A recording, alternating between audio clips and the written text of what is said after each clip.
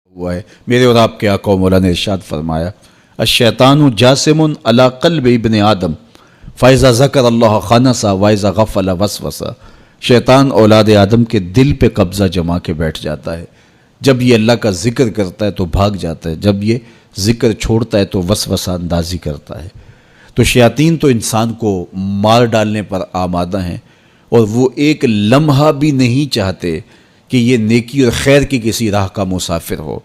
تو ماہ رمضان میں شیطان بندھا ہوا بھی ہو اور انسان نیکی کے ماحول پہ ہوں، نیکی کی راہوں پہ ہوں، سجدوں میں اللہ کی حضور آنسوں کا خراج دے رہے ہوں، قرآن مجید کی تلاوت معمول زندگی ہو، تو شیطان کو تو ایک آنکھ نہیں بھاتا، وہ تو کہتا ہے بس میں چھٹ لوں، پھر عید کے دن ہی نپٹ لوں گا تم سے۔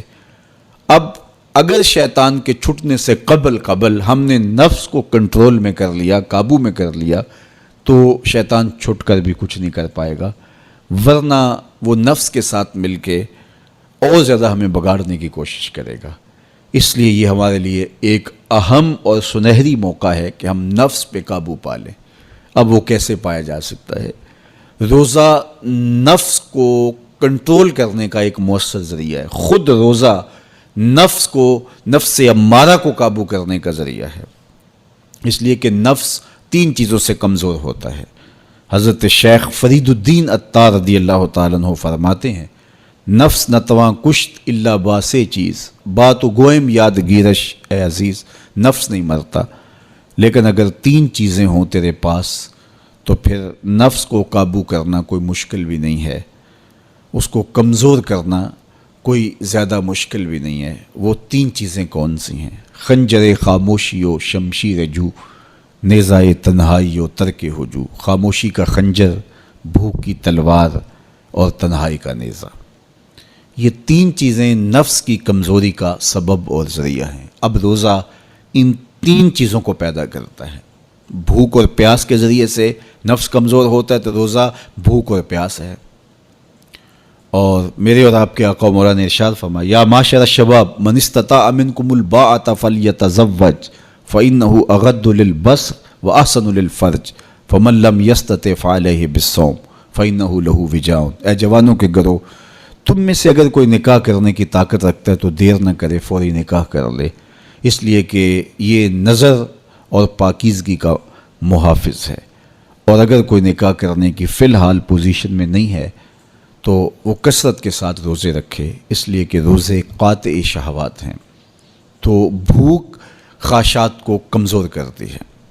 دوسری بات، تنہائی، یہ مجلس کے شر سے بچانے کا ذریعہ ہے، چونکہ چند مجلسیں ہوتی ہیں جو انسان کے لیے خیر لاتی ہیں، زیادہ اختلاط لوگوں کا سوائے نقصان کے اور کچھ نہیں دیتا۔ اس لیے العافیت فی العزلہ فرمایا گیا کہ عافیت تنہائی میں ہے۔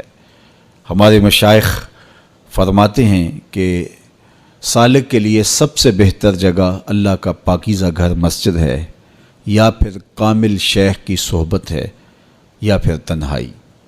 چوتھی جگہ سوائے ہلاکت کے اور کچھ نہیں ہے۔ اچھے لوگوں کی صحبت یقیناً اچھائی کا رنگ دیتی ہے، اور مسجد کی حاضری، مسجد کے اندر وقت کا گزارنا یقیناً باطن کے سنوارنے کا سبب ہے، نہیں تو پھر تنہائی ہی بہتر ہے۔ اور بری مجلس سے، برے جلیس سے، برے ساتھی سے تنہائی ایک بہت بڑی دولت ہے۔